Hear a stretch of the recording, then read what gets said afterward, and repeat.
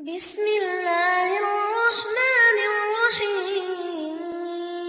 Bahasan tentang amalan-amalan pasca salat, ke zikir dan turunan-turunannya. Sekarang kita akan membahas dari amalan turunan-turunan salat sunnah.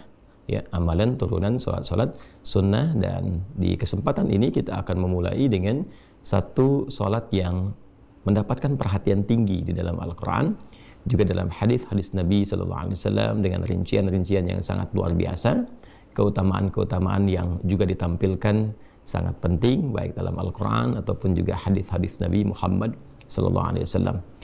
Yang dimaksud adalah salat tahajud. Hari ini kita akan ambil bagian pertama karena waktu kita juga cukup singkat. Kita akan bahas tentang pengertian, keutamaan, dan tentunya perbedaan antara salat tahajud dan salat lail atau qiyamul lail. Bismillahirrahmanirrahim.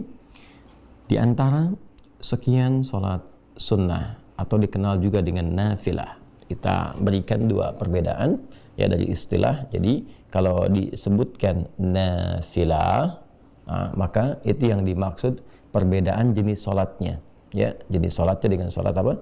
Fardu. Jadi ada yang diwajibkan, yang 5 waktu itu 17 rakaat, ya. Ada yang tambahan dari yang pokok itu, tambahan dari yang wajib. Nah, tambahan dari yang pokok, dari yang wajib itu disebutnya dalam Al-Qur'an dengan nafilah.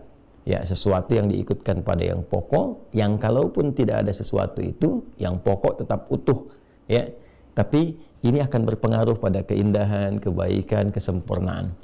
Kita ambil contoh misalnya dalam bahasa Arab, kalau teman-teman misalnya lihat kerbau, sapi dan seterusnya gitu ya, nah itu punya ekor kan, ya ada ekornya ya. Nah sapi tanpa ekor misalnya kan tetap sapi ya, kelihatan dari rupanya, depannya dan seterusnya, tapi kelihatannya ada sesuatu yang kalau ditambahkan ekor itu terlihat jadi lebih sempurna kan, ya, jadi lebih bagus, lebih indah. Nah itu dalam bahasa Arab, tambahan ekor itu kalau dimasukkan itu nafilah namanya, ya, nafilah. Baik, jadi sesuatu yang bertambah pada yang pokok, ditambahkan pada yang pokok, yang dengan tambahan itu menjadikan kesempurnaan itu menjadi bertambah, lebih baik, lebih bagus. Ya, disebut dengan apa? Nafilah. Jadi di dalam Al-Quran kita akan dapati salat yang menjadi tambahan pada yang pokok, ya. Yang pokok ini ada yang fardu atau kita kenal dengan wajib, salat wajib. Ini yang 5 waktu 17 rakaat, ya. Sementara yang dimaksudkan tambahan dari yang pokok, harap digarisbawahi, bukan menambah bilangan yang pokok. Ya, dari 5 jadi 6, dari 17 misalnya jadi 18 atau 20. Tidak, bukan itu yang dimaksudkan. Tambahan dari yang pokok itu disebut dengan nafilah. Ya. Ya.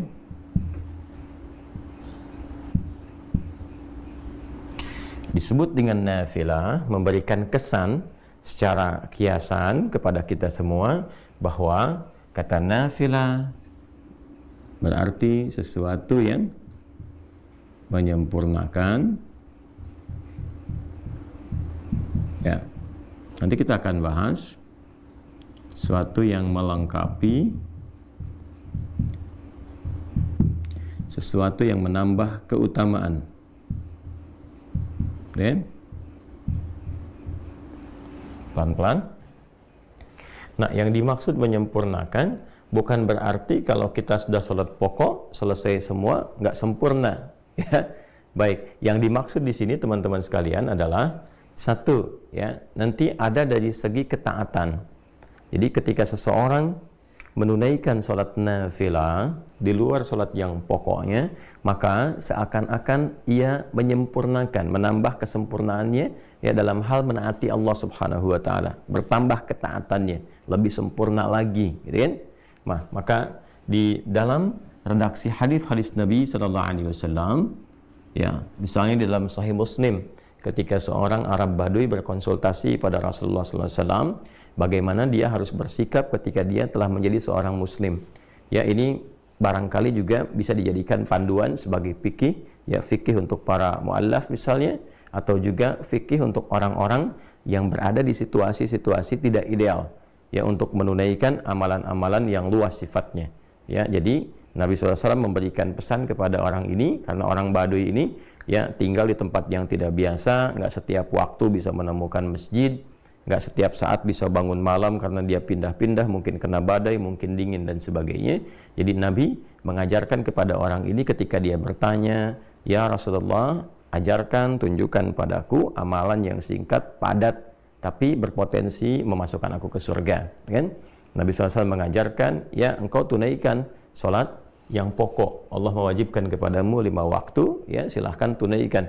Illa antatawwa, kecuali engkau ingin menambah ketaatan kepada Allah, ingin menyempurnakan ketaatanmu, tambah lagi, maka silahkan tambahkan tatawwu namanya, ya tambahkan ketaatanmu. Illa antatawwa, tatawwa. Nah, tatawwu ini berbentuk sifat, ya asalnya dari kata taat, ta'atun. Tatawwa ya tatawwu tatawwuan, kata dasar akarnya adalah taat, ya.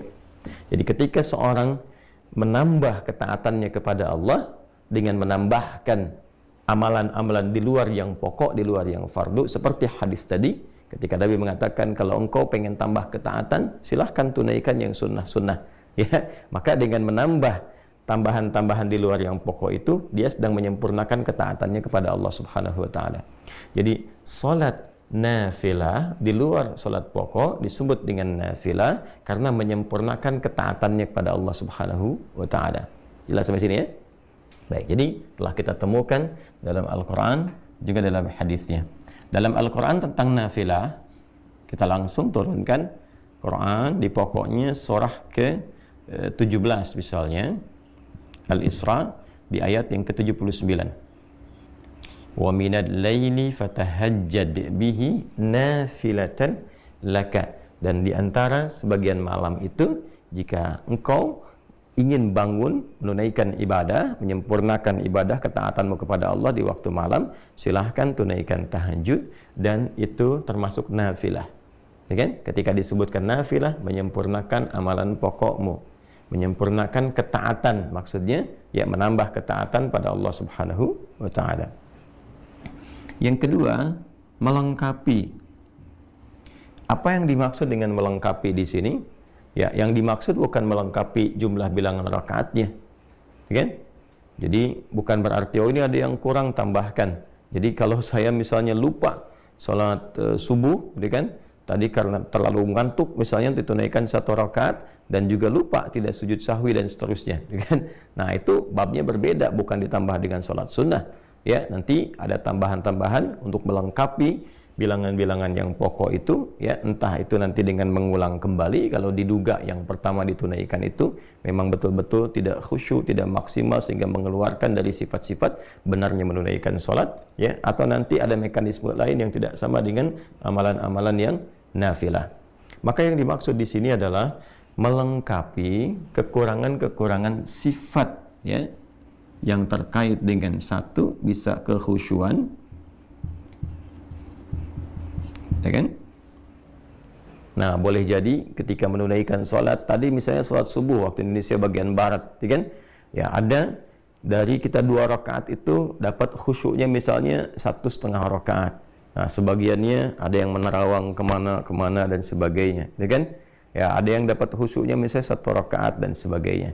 Nah, yang menyempurnakan, melengkapi dalam konteks ini kekhusyuan yang dimaksudkan, sehingga pahala yang didapatkan ya tetap disempurnakan dengan amalan-amalan ini, kurangnya dicari dengan nafilah, kurangnya dicari dengan nafilah. Nah, inilah fungsinya disebut dengan nafilah, menyempurnakan, melengkapi ya nilai-nilai yang terdapat dalam amalan fardu yang dirasakan kurang. Seperti halnya apa? Kekhusyuan, atau juga dalam konteks pahala. Ya, hadisnya sangat viral sekali. Masih ingat ya? Inna awwala ma yuhasabu bihil abdu yaumal qiyamati as-salah. Ya, sungguh amalan pertama yang akan dihisab di hari kiamat itu, kata Nabi SAW, adalah salatnya. Idza salahat salaha sairu amali wa idza fasadat fasada sairu amali. Jika salatnya terindikasi baik, maka ini memberikan sinyal yang baik bagi amal-amal lainnya. Namun jika salatnya bermasalah, maka ini memberikan kesan ada persoalan pula di amal-amal yang lainnya. Karena itu nanti kita akan temukan di bab-bab salat itu dampaknya kepada amalan lain, bahkan kepada perilaku sangat tinggi. Ya, seperti dampak salat terhadap iman. Itu banyak di Quran, nanti disebutkan salat bahkan dengan diksi iman. Ya, wa ma kana Allahu liyudhi'a imanakum. Quran surah kedua Al-Baqarah ayat 143 itu kan. Dan Allah tidak akan menyia-nyiakan salat yang kau tunaikan dengan imanmu. Dan salat di sini disebut langsung dengan iman.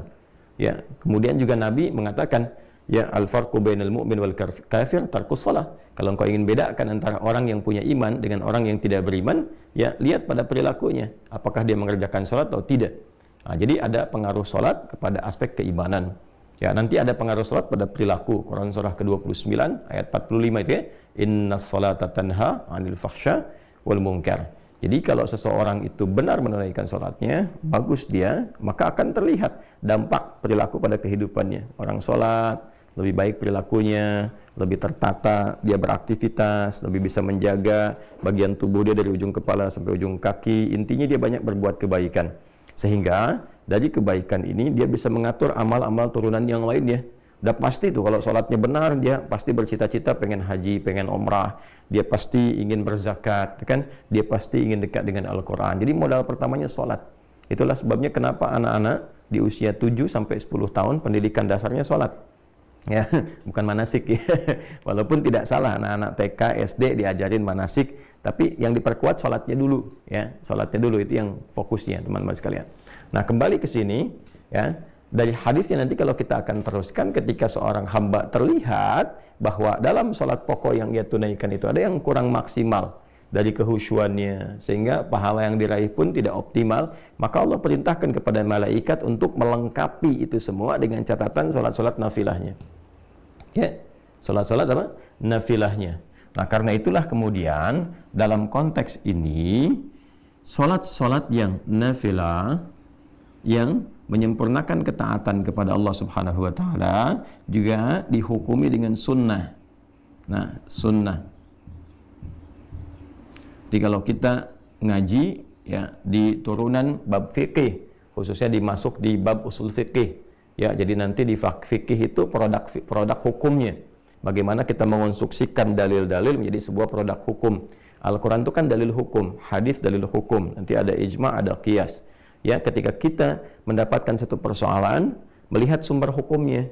Nah, sumber hukum ini ketika kita ingin meramu ini, ya, mengkonstruksikan persoalannya sehingga mendapatkan dari sumber hukum ini isyarat hukum, maka ilmunya yang mengatur itu fikih namanya, sehingga keluarlah produk hukum. Apakah ini halal, ini haram, dan sebagainya.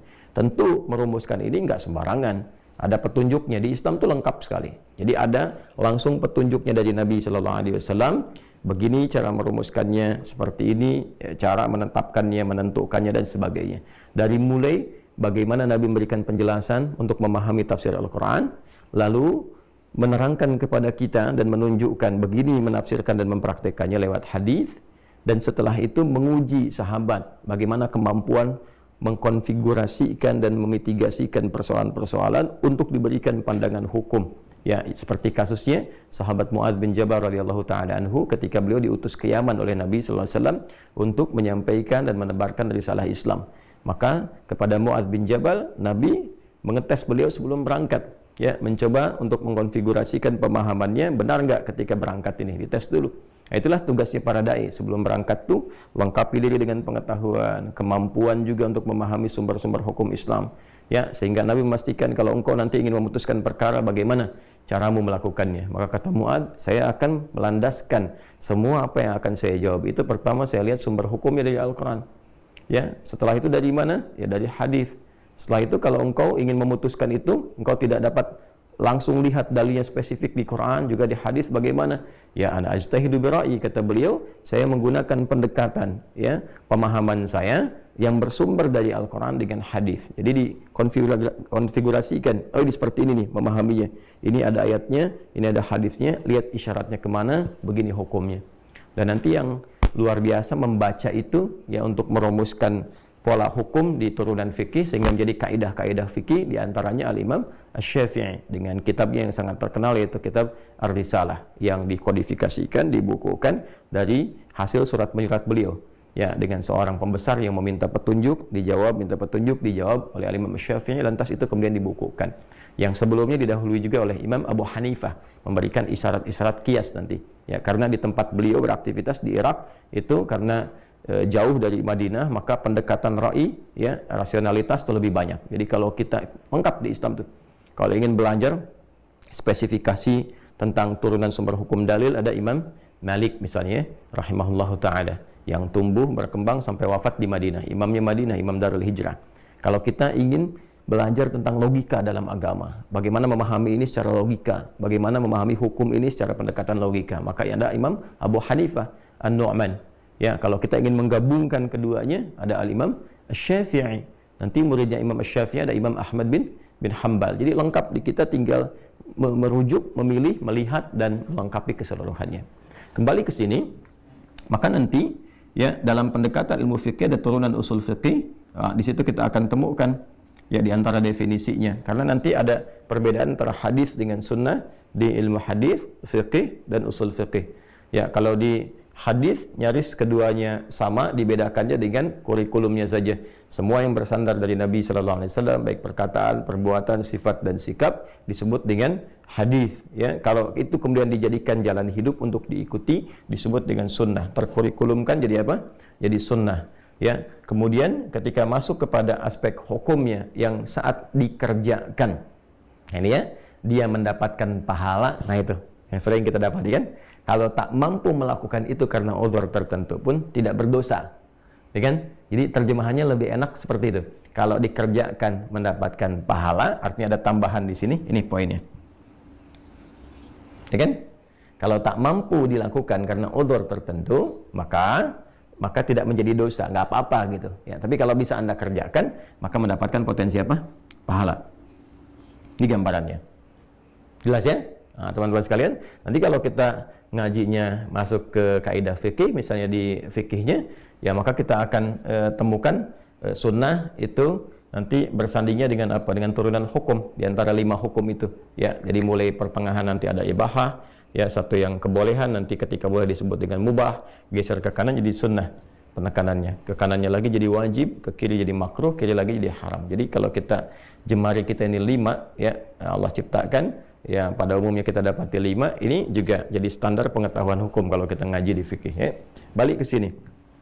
Nah, ini nanti akan diperintahkan oleh Allah kepada malaikat untuk melengkapi pahala-pahala ini. Karena itu disebut dengan sunnah. Ya. Kemudian teman-teman sekalian, juga di setiap amalan nafilah ini ada keutamaannya.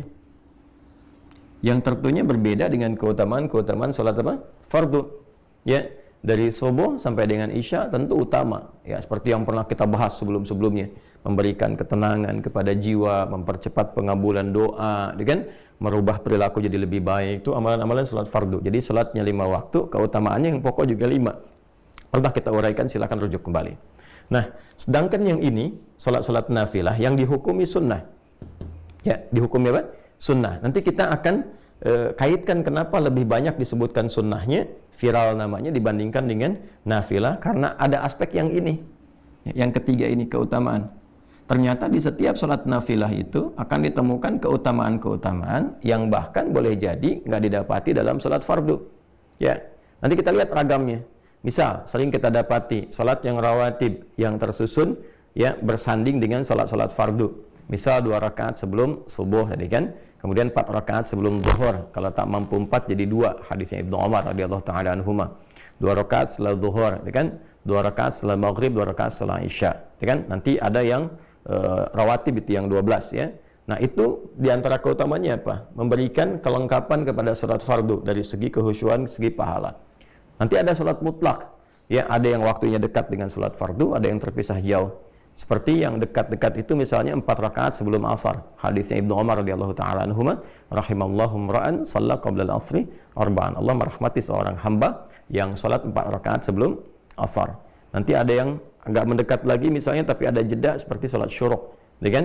Nah, yang hadisnya sangat viral sekali. Nanti kita akan masuk ke situ juga. Ya, man shallal ghadata fil jama'ati, siapa yang menunaikan salat fardu subuh dengan berjamaah. Nanti tafsirnya kita akan bahas kemudian, apakah di masjid atau cukup berjamaah, ya. Kemudian tsumma yaq'udu yadhkurullah, kemudian dia duduk berzikir kepada Allah Subhanahu wa taala sampai tiba awal duha, yaitu syuruk. Ya, kemudian dia tsumma yusalli rak'atain, dia salat 2 rakaat. Fa kana 'alaihi ka ajri hajjin wa umratin, maka seakan-akan dia mendapatkan pahala senilai haji dan umrah. Kata Nabi, sempurna, sempurna, ya. Nah, ini diantaranya. Kemudian nanti masuk ke duha, pertengahan duha, akhir duha, sampai juga nanti ada tahajud di malam harinya, ya, atau juga secara umum ada qiyamul lail. Nah, itu setiap bagian sholat punya keutamaannya sendiri. Apa fadilahnya sholat syuruk? Apa pertengahan duha? Apa akhir duha? Apa keutamaan tahajud dan seterusnya. Nah, jadi di setiap amalan-amalan, kenapa disebut dengan nafilah? Ya, memberikan kesan bahwa ada sesuatu di dalam yang menyempurnakan, ada sesuatu yang dalam yang melengkapi, ada keutamaan yang boleh jadi nggak diraih di dalam sholat fardu karena urusan-urusan tertentu, ya, tambahan-tambahan tertentu. Baik. Nah, bukan berarti wah kalau begini saja berarti untuk apa mengerjakan yang fardu kalau nggak dapat ini. Tidak. Cara berpikirnya bukan demikian. Nanti kita belajar apa keutamaan ini gitu, ya. Karena kalau yang ini, yang pokok itu mengikat semua hal yang secara umum itu dirasakan, dibutuhkan dan mendorong manusia untuk beraktivitas. Jadi ini standar manusia kalau yang ini. Manusia butuh ini. Tapi kalau yang ini nanti ada pilihan-pilihan. Ya, boleh jadi si fulan aktivitasnya di A, nanti yang cocok sholatnya ini. Si fulan ada di B, nanti yang sesuai sholatnya ini. Itu maksudnya. Nanti kita akan dapati. Ya. Nah, karena psikologi manusia umumnya kalau ingin mengerjakan sesuatu butuh motivasi yang dia dapatkan apa. Jarang motivasinya ketaatan, jarang. Kecuali punya tingkat keimanan yang sangat tinggi. Ya, biasanya motivasi manusia pada umumnya kalau saya kerjakan ini dapat apa? Kan? Kalau saya bisa melakukan ini, apa yang bisa diraih? Nah, karena itu bab salat nafilah jamaknya disebut dengan nawafil, nafilah jamaknya disebut dengan nawafil, itu lebih banyak diviralkan, dipopulerkan dengan istilah yang sunnah. Ya, salat-salat sunnah. Selain menunjuk kepada hukumnya, baik ya, yang tidak sama dengan fardu, juga menekankan dari sisi keutamaannya. Ya, baik itu pahala, menambah kehusyuan, juga keutamaan-keutamaan yang bisa didapatkan secara spesifik. Jadi kalau kekinian misalnya, kamu kerjakan tahajud ya itu kan sunnah. Tarawih apa itu kan sunnah. Kenapa memviralkan sunnah di kalangan para ulama? Untuk memberikan kesan bahwa sekalipun ini bukan yang pokok, tapi itu ada keutamaannya loh. Ya kan? Ada pahala yang luar biasa loh. Untuk memotivasi kita. Jadi ketika disebutkan sholat sunnah, yang muncul pertama kali itu digambarkan tuh, jangan gambaran begini ya. Cuma sunnah nggak apa-apa nggak ngerjain juga, bukan. Ya, karena definisi sunnah itu bukan ke situ. Ya, ketika kita bawa ke dalam nuansa ibadah, ke fikih, ada pahala di situ. Yang kalau nggak dikerjakan, saya kan, atau sengaja misalnya tertinggalkan atau mungkin nggak mengerjakan sama sekali, bukan dengan maksud mengabaikan. Jadi kalau mengabaikan jadi dosa. Ya, dalam arti yang nggak ditunaikan saja. Ya, sayang ada sesuatu yang hilang, sementara itu bisa dilakukan. Itulah sebabnya kenapa diviralkannya ya kalimat sunnahnya dibandingkan dengan apa? Dibandingkan dengan nafilah dan turunan lainnya.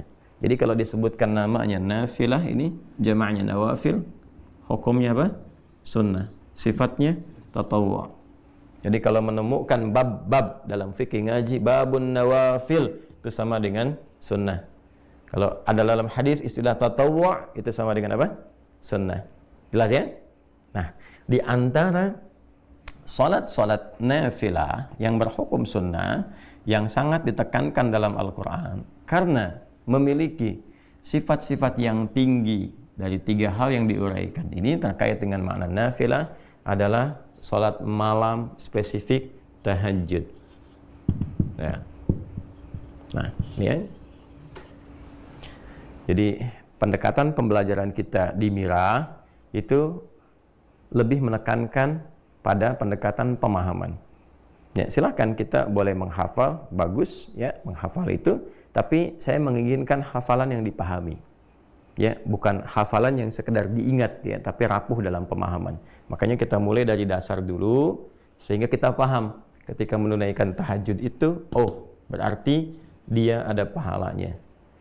Oh, berarti ada kesempurnaan, sesuatu yang istimewa di dalamnya. Oh, ada sesuatu keutamaan yang nggak didapatkan dalam sholat-sholat yang lain.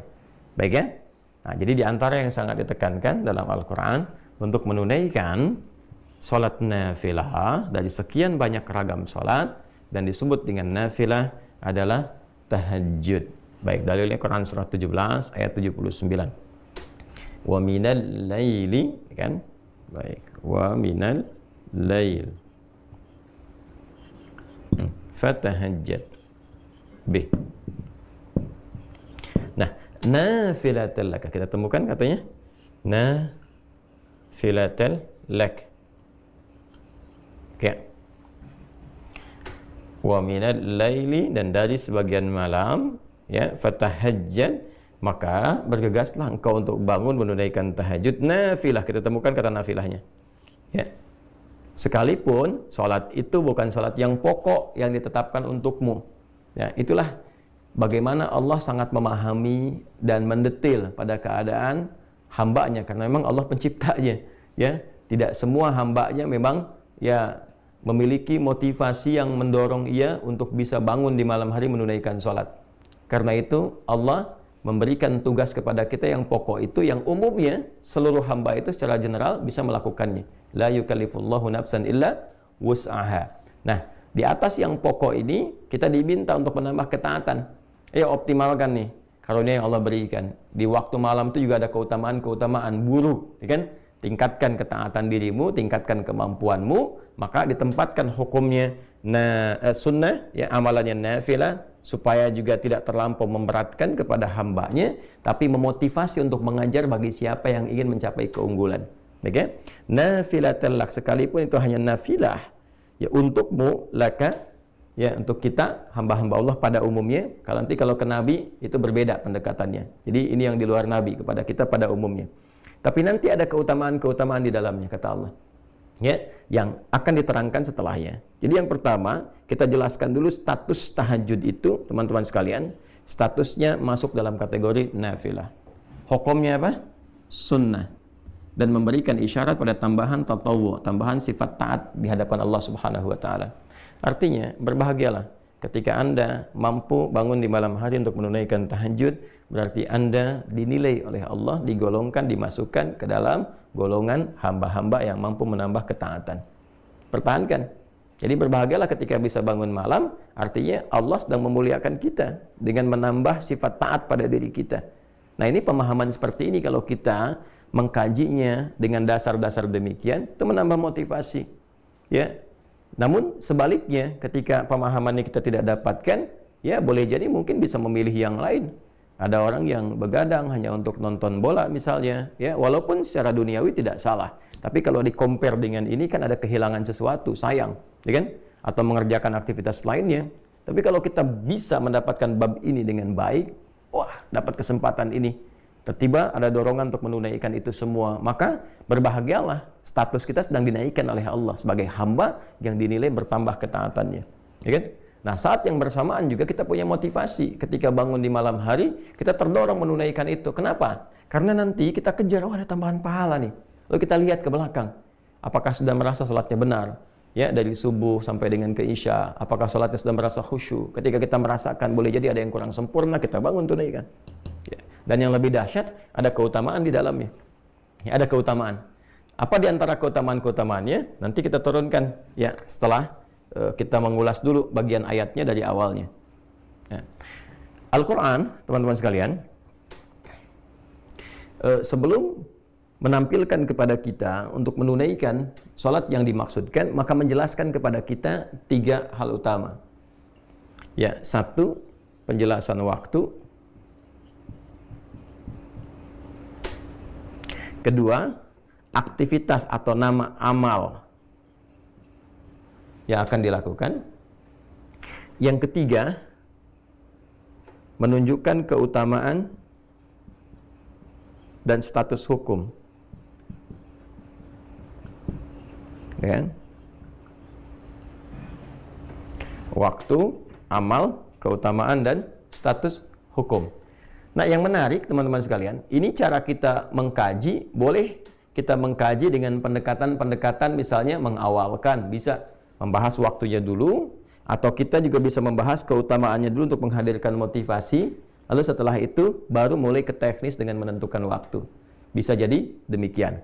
Nah, kita terangkan tadi, selesaikan di pertengahan dulu, ya, khairul umuri awsatuha, hal yang terbaik menerangkan yang tengah-tengahnya dulu, ya. Baru setelah itu kemudian kita masuk kepada dua pilihan bagian, baik waktu ataupun keutamaannya. Nah, tahajud. Kita masuk ke sini dulu. Apa itu tahajud? Yang terkait dengan waktu seperti tadi yang saya sampaikan. Teman-teman sekalian, tahajud itu asalnya dari kata tahajjada, ya tahajjadu, tahajjudan. Kita uraikan ke sini. Ya, saya mesti menguraikan dari turunan yang lebih detail karena kalau saya langsung ke pokok katanya, boleh jadi ada sebagian teman-teman yang mungkin mengawali pembelajaran di ilmu shorof, di tasrif, gitu kan?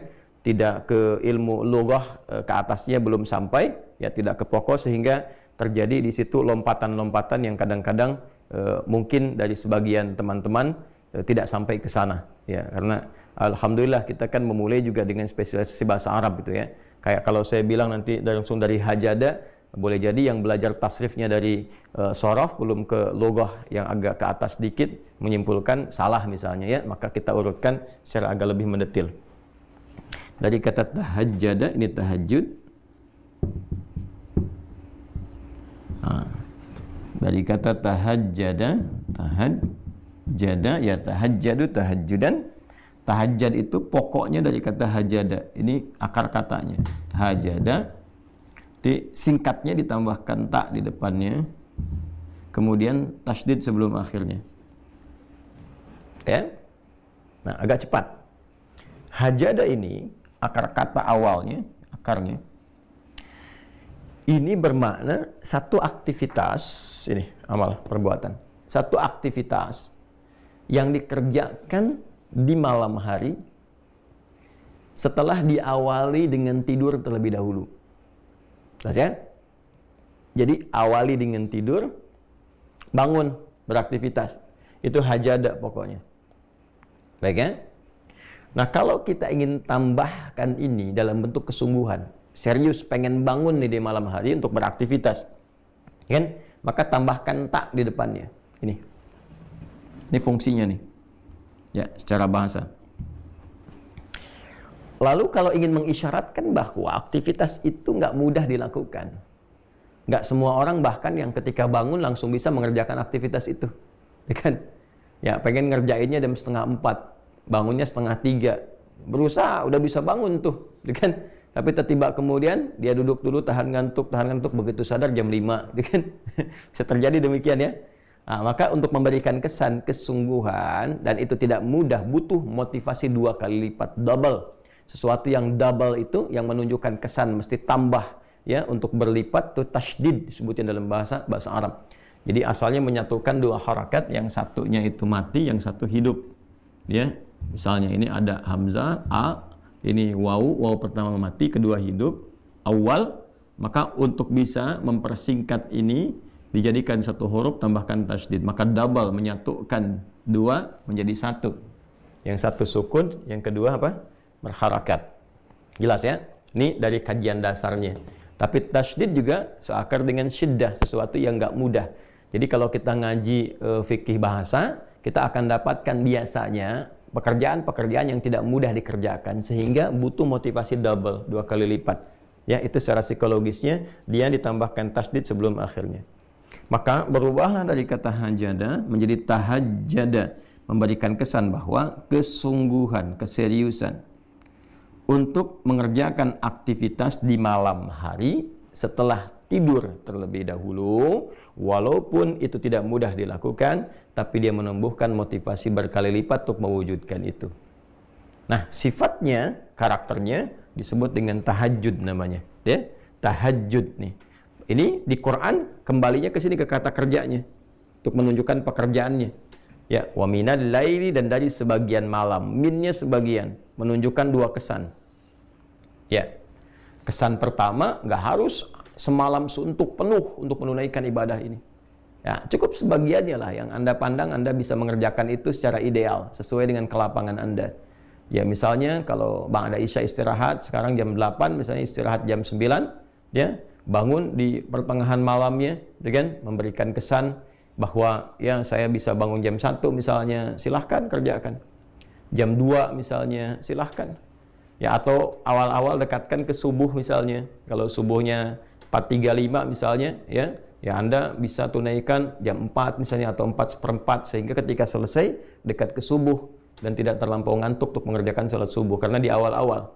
Ya, ini kesan min yang didapatkan, teman-teman sekalian. Ya, wa minal laili, dan dari sebagian malam, gak harus semua di waktu malam kemudian Anda gunakan untuk mengerjakan itu. Ya, jadi ini kesannya. Nah, yang paling menarik adalah supaya kita nggak terlampau lompat, kembali ke sini. Fa. Jadi kalau ada fa itu memberikan kesan bahwa ini sesuatu yang penting sehingga cepat dieksekusi, tidak ditunggu-tunggu, tidak dilama-lama. Ya, jadi kalau sudah bangun, teman-teman sekalian, di malam hari itu siapkan diri dengan baik. Misalnya pengen bangun jam 3:30, pasang alarm dulu kan, 3 kali ya seperti biasa, 2:30, jam 3, jam 3:04. Alarm pertama matikan, alarm kedua siap-siap, yang ketiga sudah ya ready lah ya untuk persiapan itu. Maka kalau sudah siap itu pakai fa, cepat segera tunaikan, jangan pakai jeda gitu, langsung eksekusi. Kemudian ta, ya serius dah, maka cepatlah bersungguh-sungguh kan untuk menunaikan sholat, ya kan, bangun tunaikan sholat, sekalipun tidak mudah kerjakan, tumbuhkan motivasimu 2 kali lipat lebih dari yang biasanya untuk mengerjakan itu. Itu cara memahaminya. Ya, dan dari sebagian malam, gak harus sepenuh malam kau kerjakan itu, ya kan? Silahkan, cepatlah engkau bisa bangun, walaupun itu tak mudah untuk kau kerjakan, cepat kejar dengan serius, ya kan? Tambahkan motivasimu 2 kali lipat dari sebelumnya, tunaikan sholat, ya, yang didahului dengan tidur terlebih dahulu, ya. Jadi ini syarat kedua dari min ini, ya, dari min ini gunakan waktunya untuk istirahat dulu. Ya, jadi bukan begadang malamnya tunaikan, tidak. Nanti itu perbedaannya dengan qiyamul lail. Kalau qiyamul lail nanti itu lebih umum sifatnya. Termasuk di dalamnya nanti sholat-sholat yang sifatnya bisa ditunaikan sebelum tidur. Ya, misalnya Anda mau kerjakan 4 rakaat sebelum tidur karena diduga malamnya nggak bisa bangun misalnya kan, maka setelah sholat isya, sholat sunnah 2 rakaat rawatibnya, ya Anda misalnya sholat 2 rakaat atau 4 rakaat tutup dengan witir sebelum tidur. Nah, itu masuknya kategorinya qiyamul lail, bukan tahajud. Ya, qiyamul lail bukan tahajud. Itu perbedaan qiyamul lail dengan tahajud. Jadi kalau qiyamul lail itu sifatnya lebih umum. Ya, sholat yang ditunaikan dari mulai ba'da isya sampai menjelang sahar. Ya, karena lail itu waktunya, nah kita masuk sini aja biar kita padukan. Lail, nah waktunya terbentang dari ba'da isya sampai menjelang sahar. Sahar itu waktu singkat ya sebelum fajar tiba. Amalan di waktu sahar disebut dengan sahur namanya. Ya, jadi kalau spesifiknya, kalau ini ba'da isya misalnya 19.45 misal. Kalau ini subuhnya misalnya 4.35, taruhlah 15-20 menit sebelum subuh 4.15 misalnya, kan? Nah, ini masih masuk kategori lail, kan? Nanti di sahar pun masih boleh ditunaikan sholat sampai menjelang adzan, karena Nabi pun dalam satu riwayat pernah kemudian berhenti di waktu sahar ini, ya kemudian beliau beristighfar jenak sambil miring ke kanan itu kan, sambil rebahan itu. Ya, tapi dalam satu riwayat ditemukan, termasuk dari riwayat Imam Ahmad ya rahimahullah taala, bahwa Nabi menduga sudah masuk waktunya fajar, kan? Maka beliau akan rebahan fajar, ternyata masih jauh, ya belum masuk waktu fajarnya, maka beliau teruskan dulu sholatnya 2 rakaat lagi, ya. Ya, ini ada kebolehan. Nanti ada amalan utamanya, amalan utama di waktu sahar, nanti kita bahas supaya tidak terlampau lompat. Dan dari ba'da isya sampai ke sini lail namanya. Ya, lail, al-lail. Jadi nanti ada pembuka malam, pembukanya muqaddimatul lail itu disebut dengan maghrib. Masuk lailnya itu isya, ya. Isya nih. Jadi ini dari mulai awal-awal sampai ke pertengahan, tengah malam, ya sampai nanti ke penghujungnya sampai 1/3 malam, sampai masuk ke sahar. Ya. Jadi kalau kita mau petakan tinggal dibagi saja. Misalnya di sini dari mulai 1/3 akhir sampai ke ujungnya, misalnya dari jam 1.30 misalnya, terus sampai dengan jam ke-4.15. Ya. Nanti kalau sudah masuk ke teknis kita bisa bahas bagaimana teknisnya kalau dikonversi ke waktu, kira-kira kebiasaan Nabi bangun jam berapa, selesai jam berapa, itu kita bisa turunkan. Ya. Baiklah teman-teman sekalian, nah ini dari waktunya ini, kalau ada orang misalnya dia menduga karena lelahnya luar biasa aktivitas, dia duga nggak akan bisa bangun nih jam segini nih. Maka dia memilih sholat ba'da isya, sholat sunnah 2 rakaat untuk rawatibnya, lalu dia sholat sebelum tidur nih. Ya, apakah dia witir misalnya, ya, yang dia tunaikan langsung 3 rakaat misalnya, 1 atau 3, atau dia sholat pendahuluan dulu 2 rakaat, ya, atau 4 rakaat, lalu dia witir misalnya 1 rakaat, ya, maka itu masuknya kategorinya sholatnya disebut dengan qiyam, ya, turunan dari kata aqama, yuqimu, diambil dari kata qama, sifatnya disebut dengan qiyam, ya, maka yang ditunaikan di malam hari, sifatnya waktu malam, waktunya malam, maka disebut dengan qiyamul lail, ya, atau disebut juga dengan sholatul lail. Nah, biasanya kalau sudah sholatul lail spesifik nanti nama lain dari tahajud, tapi kalau qiyamul lail masih umum. Jelas ya, teman-teman sekalian ya? Jelas ya? Nah, jadi kalau kita kembali ke sini, teman-teman sekalian, kalau ada istilah qiyamul lail, qiyam itu masih umum sifatnya.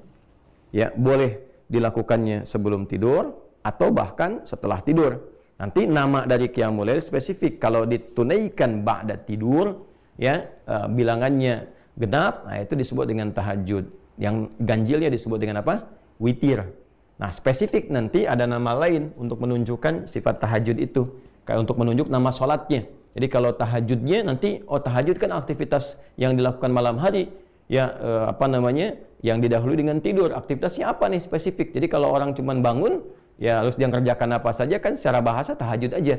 Maka nanti oleh Nabi disebut dengan sholat, ya, namanya bukan sekedar aktivitas, tapi yang ditafsirkan di sini sholat. Ya, dari mana taunya? Ada kaitan dengan ayat sebelumnya, ayat 78. Aqimis sholata, ya, liduluki syamsi ila ghasaqil laili wa qur'anal fajr inna qur'anal fajri kana mashhuda. Nyambung langsung ke ayat 79, wa minal laili, ya. Tunaikan salat yang pokok nih, waktunya diatur kata Nabi. Allah sudah tetapkan waktunya. Dari mulai tergelincir matahari terus diurut sampai ketemu waktu Isya. Nanti begitu Isya ada malam nih menjelang sahar. Nah, di antara malam itu tunaikan tahajud. Maka yang dimaksud di sini salat, ya. Dari mana tafsiran itu tahu sholat selain petunjuk ayat? Nanti hadis Nabi. Misalnya kita temukan dalam Sahih Muslim. Sahih Muslim, nomor hadis 749. Temukan juga di Al-Bukhari. Nomor hadis 990. Termasuk di Al-Muwatta, nomor hadis 310. Muwatta Imam Malik tuh, ya. Rawinya siapa? Kalau misalnya nanti ada beda cetakan, beda nomor, temukan rawinya nanti dari Ibnu Umar radhiyallahu taala anhuma. Apa bunyi hadisnya? Ya, hadatsana qala Rasulullah sallallahu alaihi wasallam, salatul laili mathna mathna. Fa idza khashiya ahadukum al-fajr falyutir rak'atan wahidah. Salatul laili, kalau engkau bangun salat malam, ini nih yang dimaksud tahajud.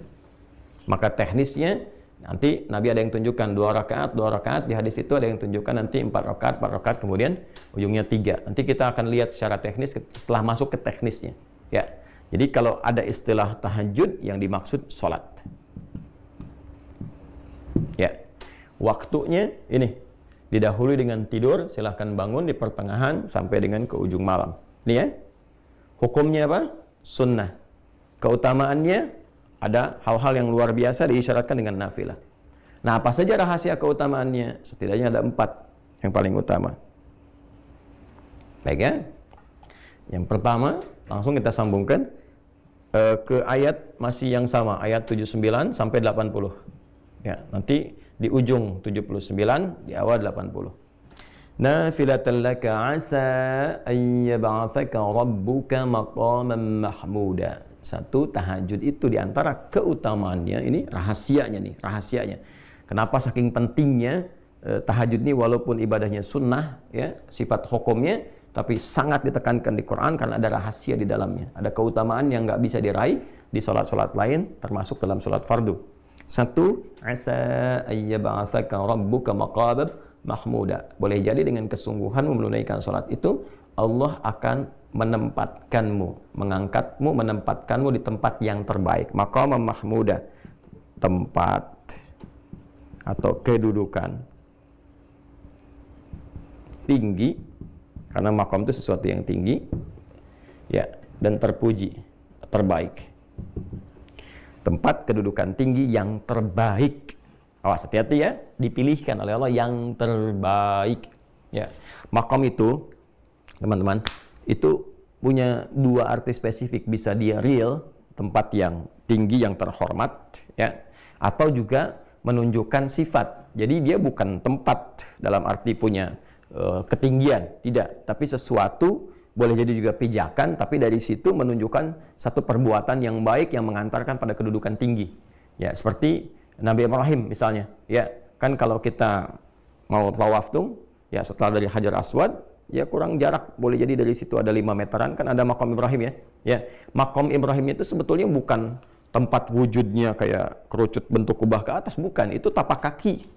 Tapak kaki. Jadi Nabi Ibrahim alaihissalam itu ketika beliau akan meninggikan bangunan Ka'bah, berpijak, ya, pijakan awalnya di situ posisinya.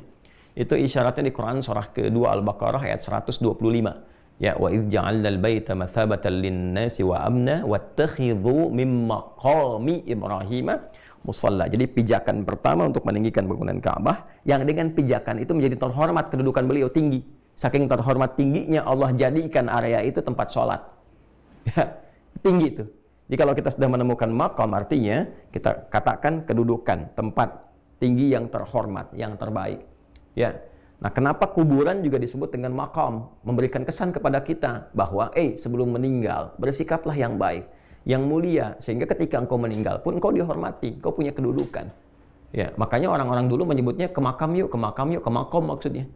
Ya, yuk lihat orang-orang terhormat, ya, yang dikubur, yang kita datang berziarah ke situ, mendapatkan inspirasi dari ziarah itu, bagaimana menjadi lebih baik, ingat kematian, belajar dari orang wafat ini supaya meningkatkan ketaatan kepada Allah. Jadi semua tuh ada maknanya di Islam tuh. Itu maksudnya.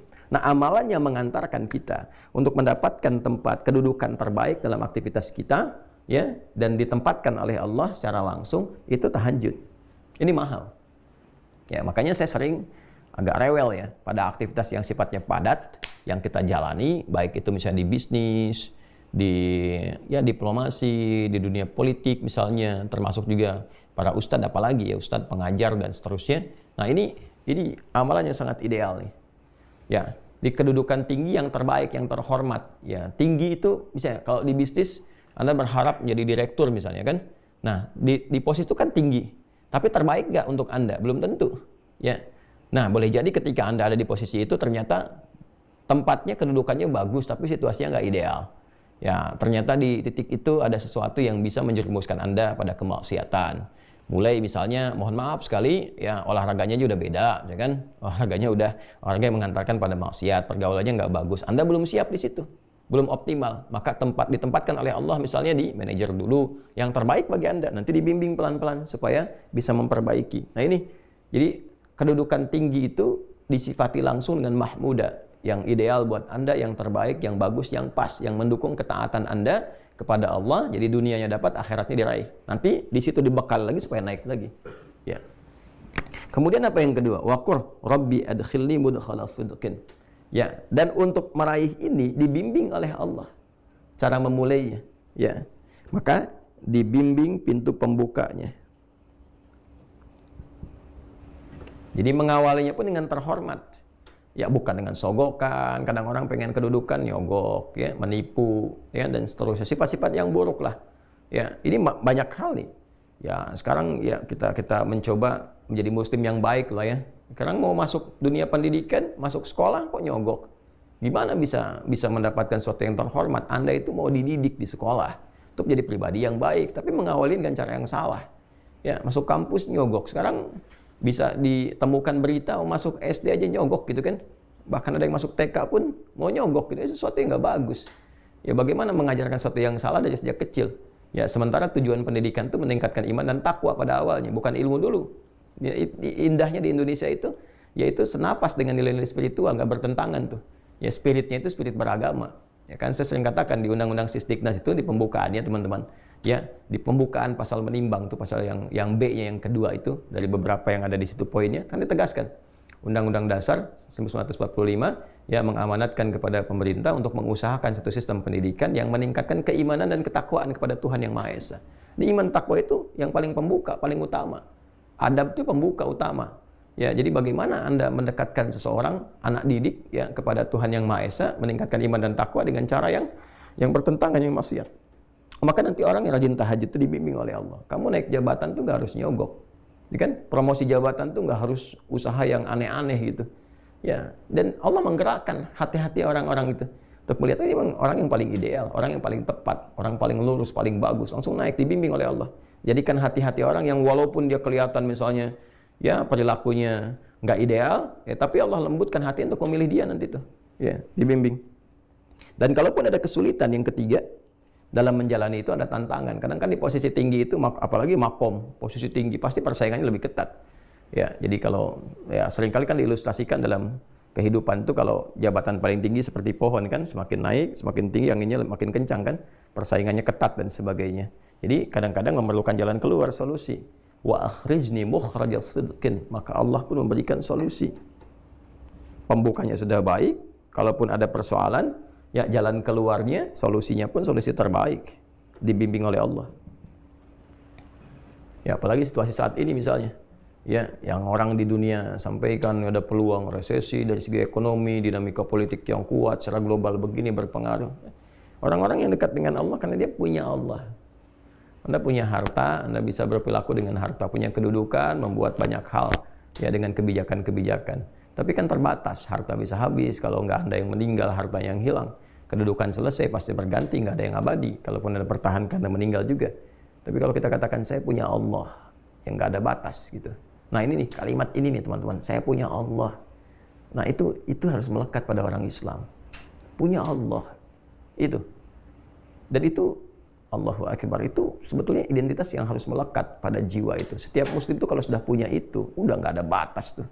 Karena dia yakin punya Allah. Bilal itu kan di dalam tanda petik ya, disiksa gitu. Ya, saya katakan dalam tanda petik karena saya itu agak sulit menemukan kata-kata yang menggambarkan bagaimana hebat dan dahsyatnya perjuangan Sayyidina Bilal bin Rabah radhiyallahu taala anhu, dan tidak layak untuk mendapatkan kalimat itu sebetulnya. Tapi sejarah kan menunjukkan bagaimana beliau diikat, ya kan, di atas batu yang sudah dipanaskan, di lapang yang panas, lalu dicambukkan. Tapi karena beliau itu sudah mendapatkan nikmatnya iman, ada Allah, ya, ada Allah, tuh, saya punya Allah gitu. Maka dikatakan irtad murtad kamu, kata beliau ahad. Ahad itu apa? Ya sifat Allah yang utama kan. Qul huwallahu ahad. Saya punya Allah kok. Jadi dicambuk pun biasa aja, ahad. Disiksa juga saya punya Allah kok. Dan ketika itulah yang terjadi apa? Masya Allah, ketika seseorang mengatakan saya punya Allah, maka Allah langsung bertindak kan, karena kekuatan imannya itu. Maka datang Abu Bakar, dijalankan oleh Allah, dilembutkan, datang ke situ, dibebaskan dari status hamba budak menjadi orang terhormat. Ya dibeli, dibebaskan. Ya sangat terhormat. Nah ini kalau kita punya prinsip seperti itu, maka insya Allah perbuatan-perbuatan buruk itu akan menepi dengan sendirinya. Tidak ada hal-hal yang buruk yang akan menyertai sesuatu yang didekatkan kepada Allah. Dengan sifat apapun, Anda pejabat, kalau Anda mengatakan saya punya Allah, Anda nggak akan korupsi. Anda menempuh jalan yang benar. Ya, Anda diplomat, birokrat, pebisnis dan sebagainya, pengajar, juga kalau benar-benar ustadz, kiai, habaib dan sebagainya, ya melatih diri saya punya Allah dan melekatkan keimanan pada dirinya dan konfirmasi dengan kalimat Allah itu. Ya idza dzukirallahu wajilat qulubuhum, disebutkan nama Allah. Kalau orang mengatakan saya punya Allah, disebutkan nama Allah, ada getaran pada jiwanya. Ya, makin tinggi makin bisa menggetarkan nanti. Maka sumpahnya nggak main-main, ketika demi Allah atau kalimat Allah saja sudah bisa menjatuhkan senjata, pedang dan sebagainya. Ya, kita berjuang dulu pakai kalimat takbir kan, Allahu Akbar, gentar musuh. Ya, Nabi mengatakan Allah, maka jatuh pedang yang sedang mengancam Nabi itu. Ya, itu nggak main-main kalimat itu. Ya. Dan yang terakhir, ya waj'alni min ladunka sultanan nasira, mendapatkan langsung pertolongan dari Allah. Nah ini maksudnya tambahan dari yang ketiga. Dia dapat solusi, tapi kadang-kadang di posisi tinggi ini goncangannya nggak mudah, magnitudenya juga kencang. Kadang-kadang ada yang ingin menyingkirkan, menyungkurkan, mencelakakan dan sebagainya. Ya maka Allah langsung yang menurunkan satu skema untuk menolongnya. Dan ini yang kaitan nanti termasuk dengan surah Yasin dalam konteks pengepungan Nabi Shallallahu Alaihi Wasallam. Ya Allah kemudian jadikan matanya tak bisa melihat, orang-orang itu ditidurkan, mengantuk, yang mengepung Nabi 100 orang, pasukan khusus yang kalaupun ada hewan tuh bisa terasa, terlihat dan sebagainya. Tapi ya Allah Subhanahu Wa Taala berkehendak Nabi melenggang begitu saja dalam keadaan ya 100 orang pasukan khusus pemuda-pemuda terbaik itu dalam keadaan yang tidak sadarkan diri. Ya, ini pertolongan yang Allah berikan. Jadi dalam kondisi-kondisi yang sifatnya padat, aktivitasnya kuat, dan juga tantangan serta dinamikanya juga cukup beragam dan tinggi, maka ada satu amalan, kurang lebih begitulah, yang rahasia amalan ini bisa memberikan pengantar, perlindungan, dan juga penjamin pada kesuksesan